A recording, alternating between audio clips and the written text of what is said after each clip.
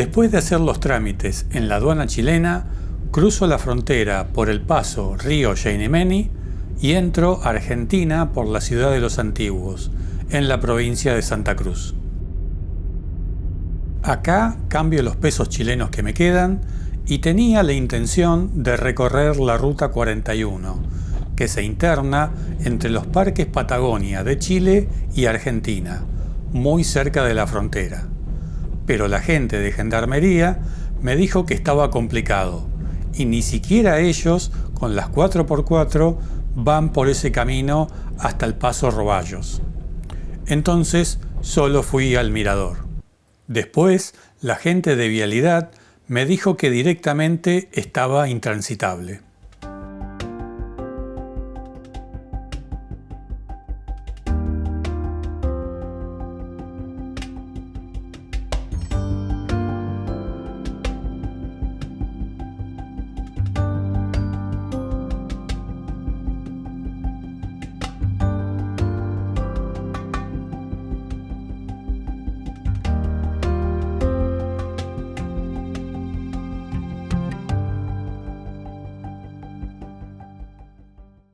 Así que decido ir al Parque Nacional Patagonia y a Cueva de las Manos, por la Ruta 40, para después seguir hacia el sur hasta la ciudad de Bajo Caracoles y desde ahí, si el camino lo permite, llegar al lago Posadas. Todo en el oeste de la provincia de Santa Cruz de Argentina.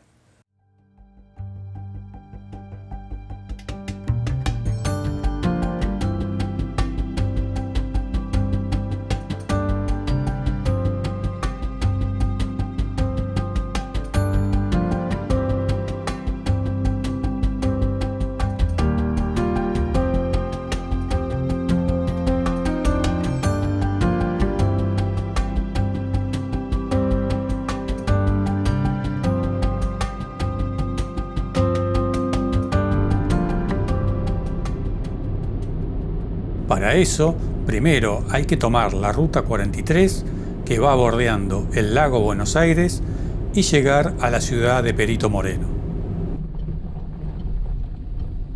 A mitad de camino por la 43 se encuentra una entrada al Parque Nacional Patagonia en la estancia La Ascensión.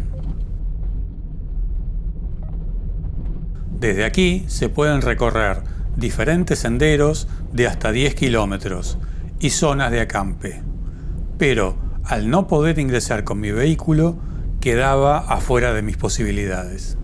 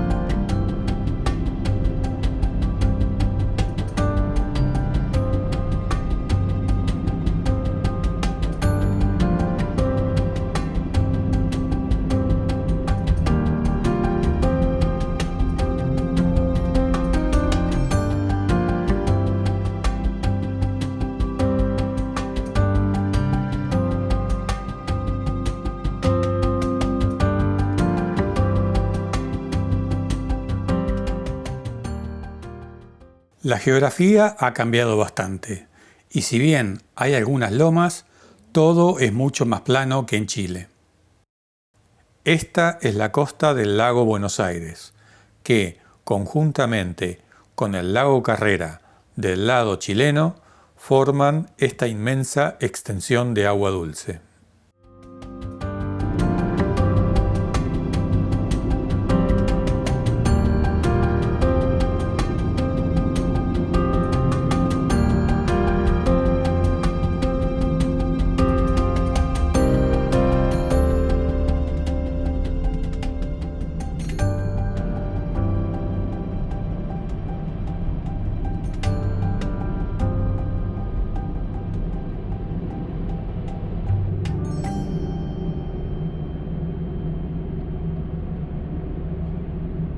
De Perito Moreno tomo la ruta 40 hacia el sur.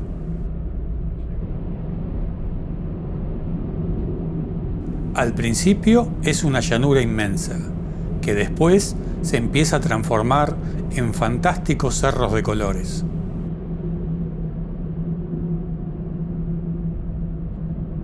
Por esta zona es normal encontrar guanacos y choiques cruzando la ruta. Hay que manejar con precaución y darles su espacio.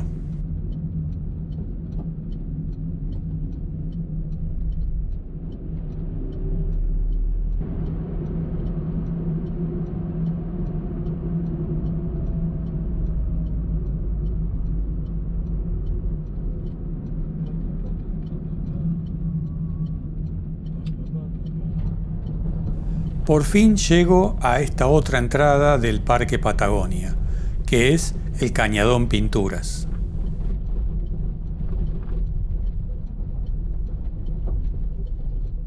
No hay nadie en la recepción, pero el parque está abierto todo el año.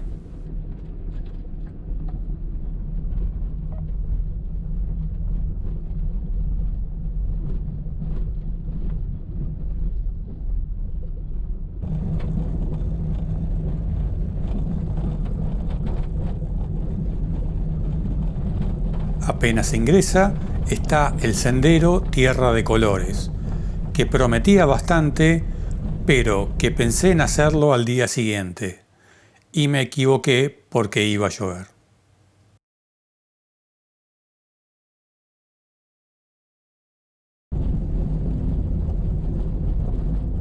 Tenía dudas si se podría acampar dentro del parque, y continué por el camino buscando al personal. Estamos a finales de abril y ya en esta época no vienen tantos visitantes durante el día. Aquí están las casas donde viven los guardaparques que vigilan el lugar. El hotel también estaba cerrado por temporada. Un poco más atrás está el Camping Agreste, en el que iba a estar yo solo acampando durante la noche. Por suerte, había comprado comida en Perito Moreno, porque ni acá ni cerca hay abierto un lugar para conseguir algo.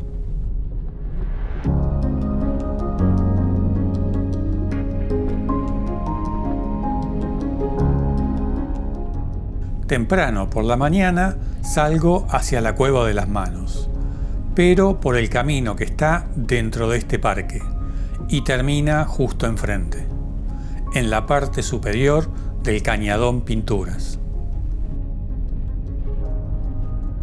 A los que se levantan temprano parece que la naturaleza los premia, mostrándoles estos colores, y los animales lo saben.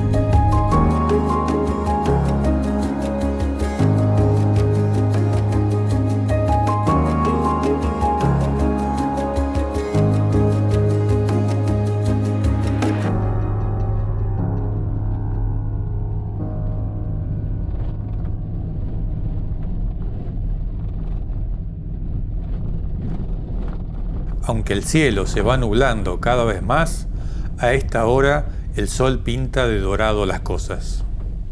Se pueden ver muchos guanacos y choiques por todo el parque.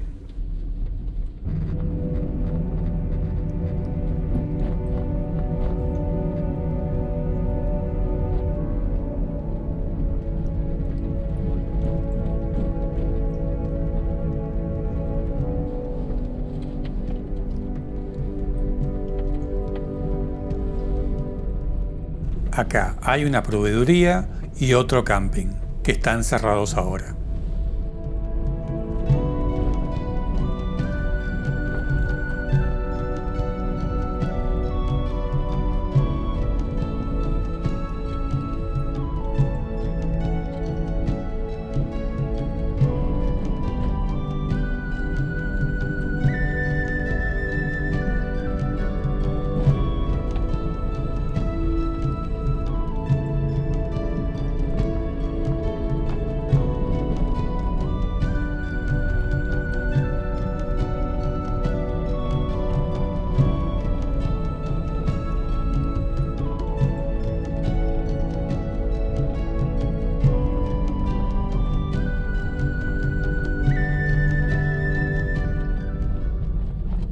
De a poco se empieza a perfilar la forma del cañadón, hasta que por fin tengo frente a mis ojos la renombrada Cueva de las Manos.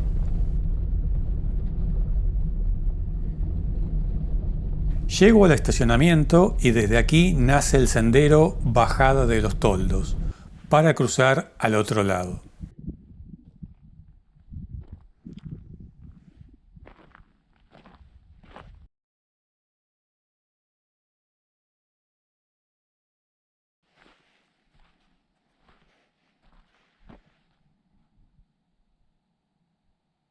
Esta caminata, primero de bajada y enfrente de subida, y lo mismo a la vuelta, tiene una cierta exigencia.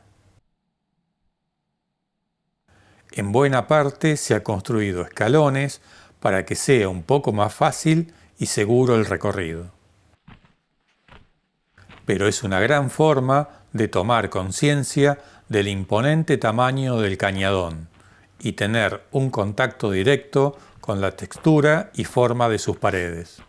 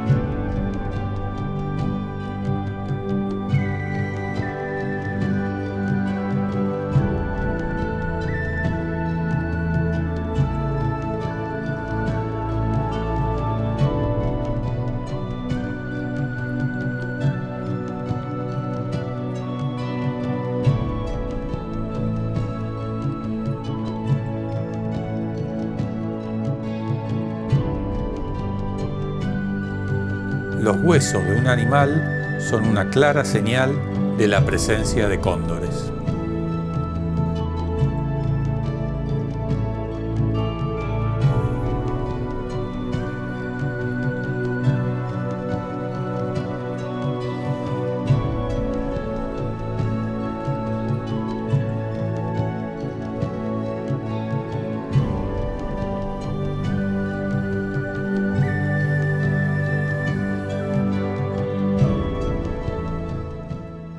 Abajo pasa el río Pinturas, con poco caudal ahora.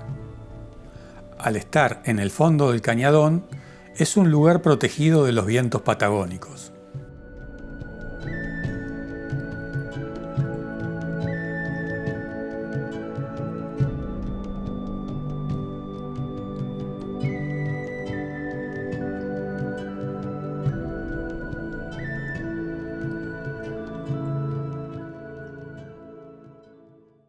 Los recorridos a la Cueva de las Manos se hacen con guía, con un costo de 600 pesos, que es $1,3 más o menos. Muy barato. Habla de las pinturas propiamente dicho, de los diferentes colores usados según la época en la que fueron hechos. Todavía se desconoce por qué grababan la impresión de las manos, aunque hay diferentes teorías. Los primeros ocupantes fueron cazadores-recolectores hace unos 9.300 años y pintaron escenas de caza caracterizadas por guanacos y figuras humanas. Hace unos 7.000 años empezaron a pintar conjuntos de negativos de manos en rojo, rojo violáceo, negro, blanco, ocre y muy pocos en verde. La técnica del negativo también se extiende al uso de patas de animales como la del choique y el guanaco. Hace 3.000 años aparecen motivos de animales, como guanacos de formas más rústicas, lagartos, gualichos, siluetas humanas, círculos rodeados de puntos y también líneas rectas, angulares, puntiformes y círculos u otros motivos abstractos. Este lugar dejó de ser habitado hace 1300 años.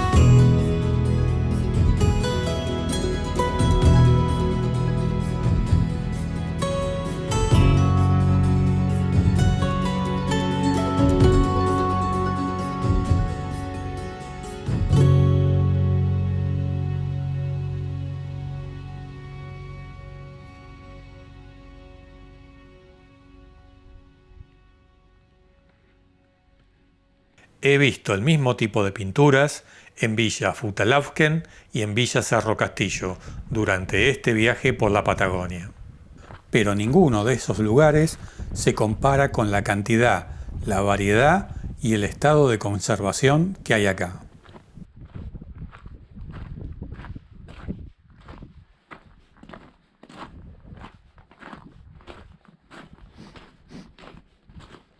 Lamentablemente, la visita es demasiado corta para mi gusto y no permiten quedarse más tiempo contemplando este arte ancestral.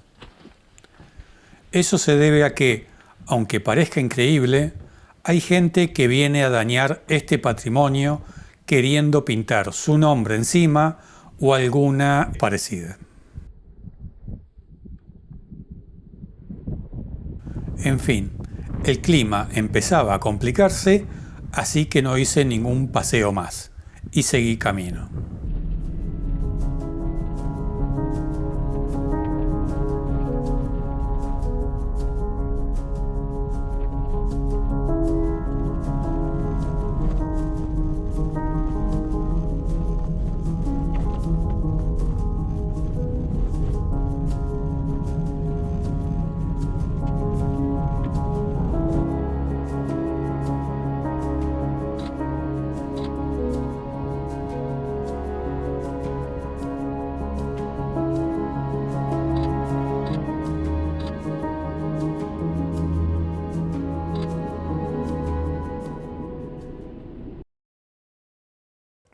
A pesar de la lluvia, se alza erguido el valiente guanaco, siendo un ejemplo para los que te están observando.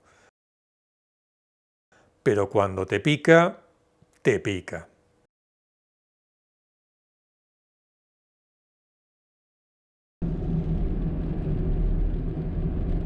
Continúo yendo hacia el sur por la Ruta 40, en la provincia de Santa Cruz, conduciendo bajo la lluvia. Tengo la idea de llegar a Bajo Caracoles y esperar ahí, a que pase el mal clima, para decidir por dónde sigue el viaje.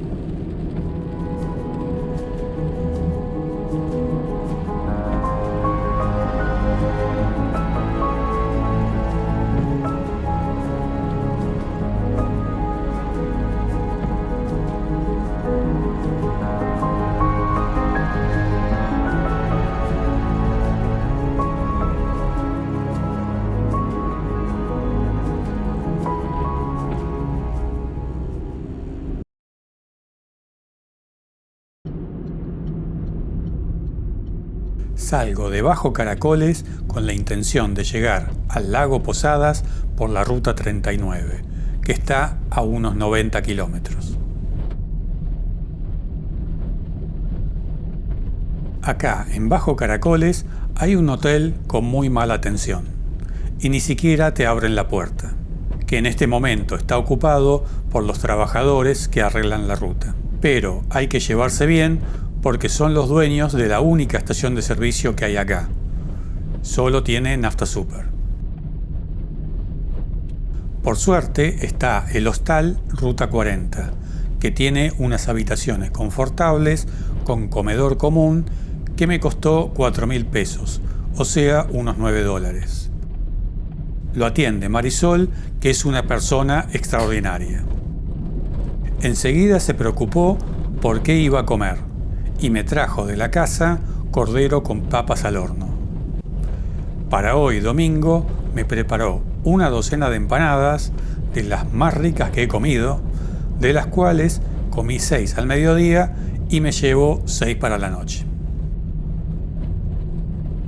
Después de la lluvia de anoche, empezó a bajar la temperatura y nevó en algunos cerros. Hoy por la mañana había una neblina que no se veía nada, pero ahora salió el sol y está bárbaro.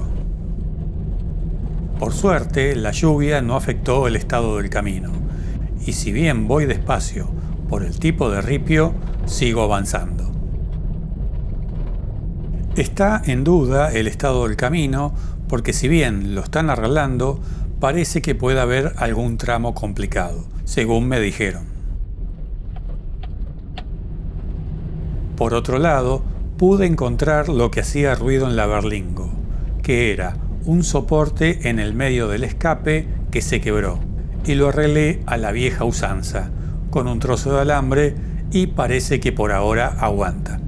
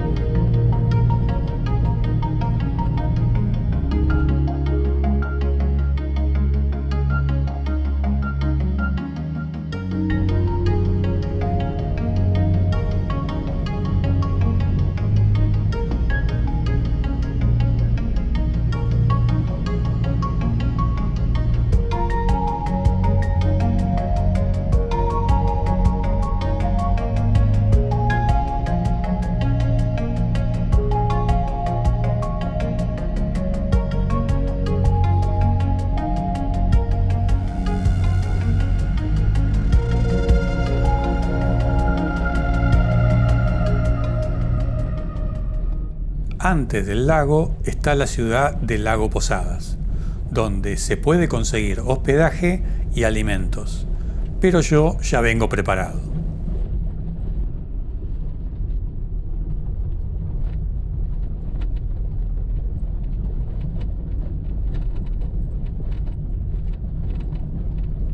Aquí hay varios recorridos y playas para ver.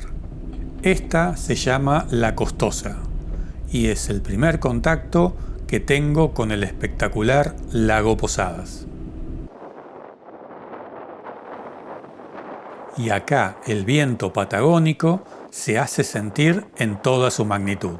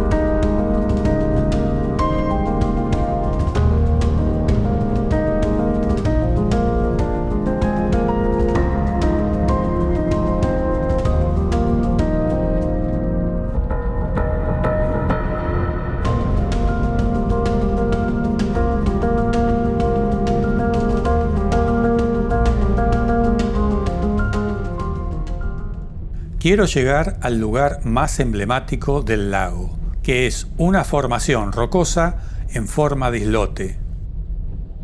Para ello tengo que dar unas vueltas y evitar unos obstáculos.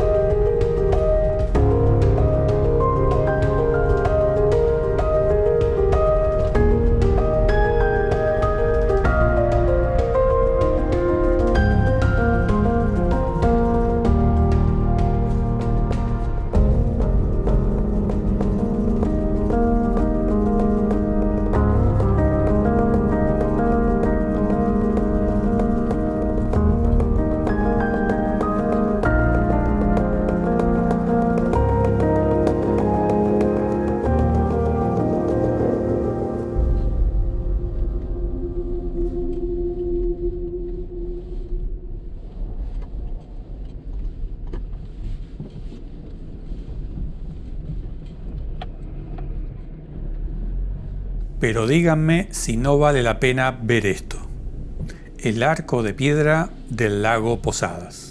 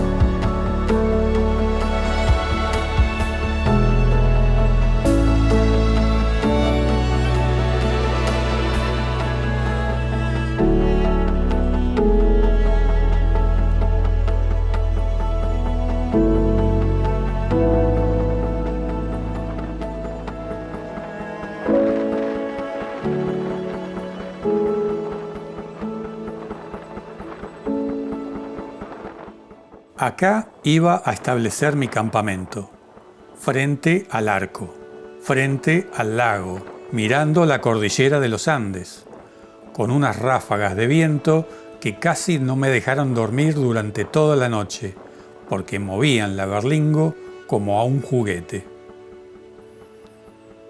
Pero mis ojos presenciaron todo esto. El sol se inclinaba cada vez más sobre las montañas y llegó el atardecer con su abanico de colores. La luna llena ilumina el lago durante la noche.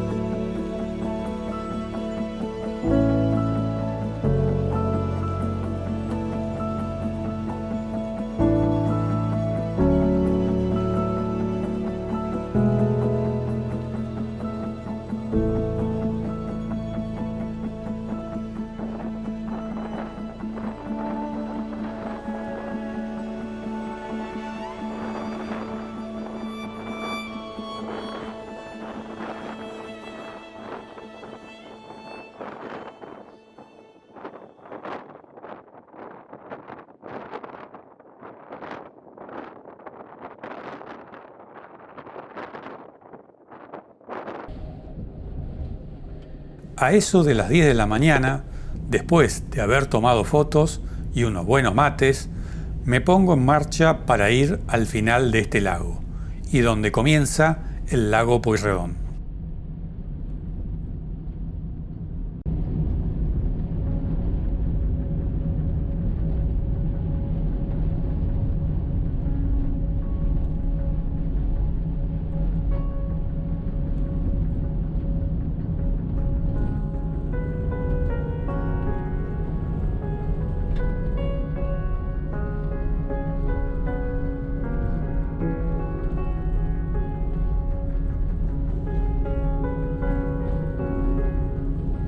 Ahí se empieza a ver la división entre los dos lagos, formada por una curiosa franja de tierra que casi parecería estar hecha por el ser humano.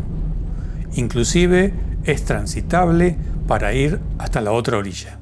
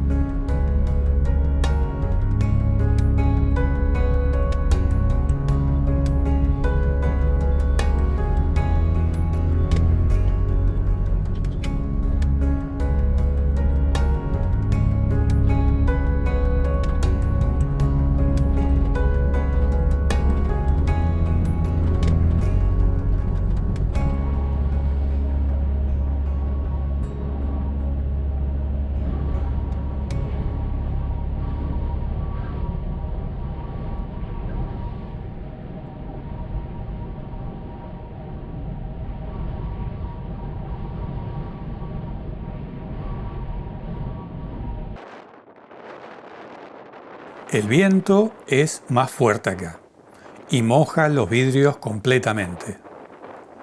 En el fondo, el límite con Chile, donde la continuación del lago Pueyrredón es el lago Cochrane. En el próximo video sigo camino hacia el sur por la Patagonia y agarro una parte de la Ruta 40 que es famosa por su dificultad. Les doy las gracias por estar ahí y si consideran que les gusta lo que hago, suscríbanse y denme un like. que eso me ayuda mucho para seguir creando contenido. Hasta el próximo viaje en esta que es mi forma de mirar las cosas.